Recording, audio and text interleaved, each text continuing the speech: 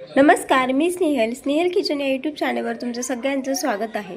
आज आपण गणेश चतुर्थी विशेष मावा मोदक कसे बनवायचे ते पाहणार आहे।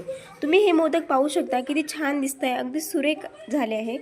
कलर देखील खूप छान आला आहे आणि चवीला देखील छान लागतात। अगदी झटपट बनवून तयार होतात। कमीत कमी साहित्यामध्ये हे मोदक बनवून तयार होतात। चला तर मग रेसिपीला सुरुवात करूया।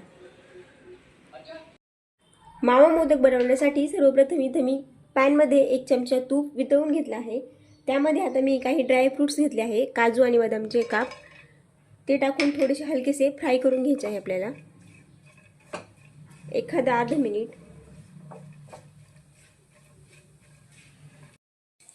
ड्राय फ्रूट्स इथे आपले चांगले फ्राय झालेले आहे। आता त्यामध्ये मी 1 वाटी दूध घेतले। दूध हे नॉर्मल टेम्परेचरवरच आहे। दुधाला आपल्याला चांगली एखादी उकळी काढून घ्यायची आहे। तोपर्यंत हे चांगलं असं मिक्स करून घ्यायचं। मिक्स करायचं चांगलं।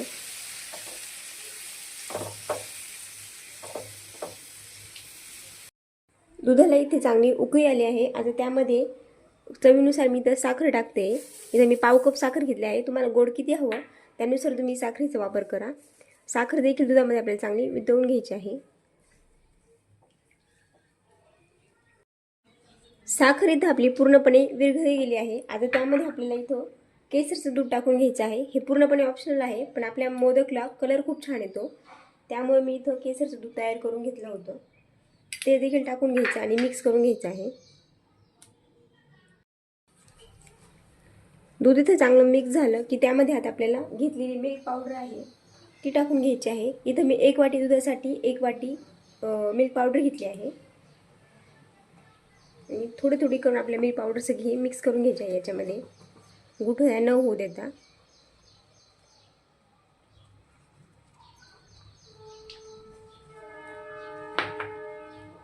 एका हाताने मिल्क पावडर टाकून एका हाताने हलवत राहायचं आहे आणि मिक्स करायचं आहे चांगलं।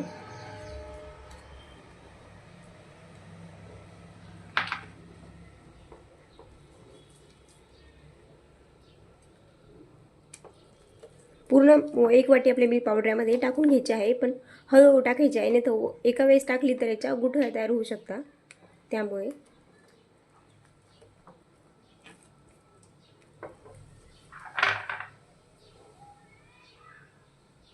इथं मी पूर्ण 1 वाटी मिल्क पावडर टाकली आहे 1 वाटी दुधासाठी आणि चांगलं मिक्स करून घ्यायचं।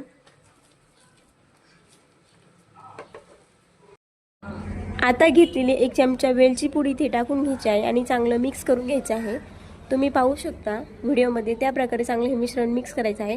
पॅन सुटेपर्यंत हे मिश्रण आपल्याला चांगलं शिजवून घ्यायचं आहे। 3 ते 4 मिनिट एकसारखं हलवत हे मिश्रण मी चांगलं इथं शिजवून घेत आहे। आता आपल्याला यावर एक झाकण ठेवायचं आहे आणि एक वाफ काढून झाकण ठेवून इथे मी 4 ते 5 मिनिटं वाफ काढून घेतली आहे। तुम्ही पाहू शकता मिश्रण छान शिजले आहे आपल्याला आणि पॅन देखील सोडायला सुरुवात झाली आहे। अजून 3 ते 4 मिनिटं मी हे मिश्रण शिजवून घेणार आहे। झाकण जरी ठेवलं असेल तरी आपल्याला हे मधून आता मी हे सर्व मिश्रण एका ताटामध्ये काढून घेते थंड होण्यासाठी। मोदकाला चांगली बाइंडिंग येण्यासाठी आपल्याला यामध्ये 1 चमचा गव्हाचं पीठ भाजून टाकायचं आहे। थोडंसं हे मिश्रण थंड झालं की त्यामध्ये मी 1 चमचा गव्हाचं पीठ टाकणार आहे। थोडं थंड झाल्यानंतरच आपल्याला हे टाकायचं आहे, त्याने मोदकाला छान बाइंडिंग येईल। तुम्ही इथे पाहू शकता मी पीठ आहे ते थंड करून घेतलं आहे। मला हे पीठ थंड करण्यासाठी एक 35 ते 40 मिनिटाचा टाइम लागला। टाइम थोडासा जास्त लागतो आपल्याला हे पीठ पूर्णपणे थंड होण्यासाठी। आता आपण लगेचच याचे मोदक तयार करण्यासाठी घेऊ। मी ह्या साचेचा इथं वापर करणार आहे मोदक तयार करण्यासाठी। थोडं थोडं घेऊन पीठ आपल्याला या साच्यामध्ये घालायचं आहे।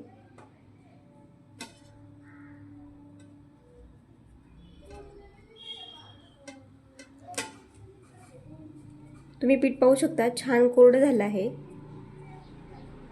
याच पद्धतीने आपले हे पीठ असं कोरडं करून घ्यायचं आहे।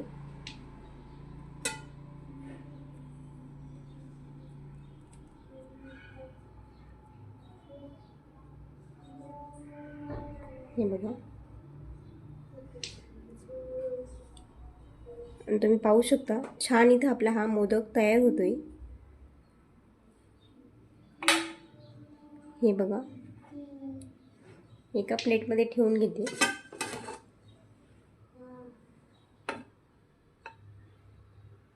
इथं दुसरा एक मोदक मी तुम्हाला तयार करून दाखवते.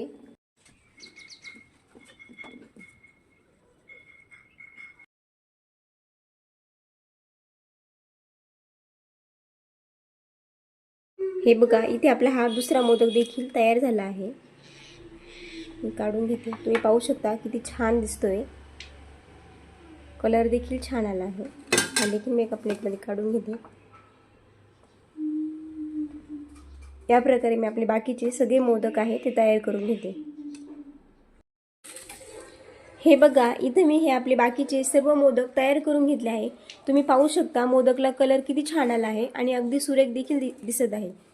तुम्हाला ही माझी रेसिपी कशी वाटली? आवडली असेल तर एक लाईक नक्की करा. तसेच चॅनल सबस्क्राईब केले नसेल तर चॅनल देखील सबस्क्राईब करा. आणि ही रेसिपी आवडली असेल तर एकदा नक्की ट्राय करून बघा.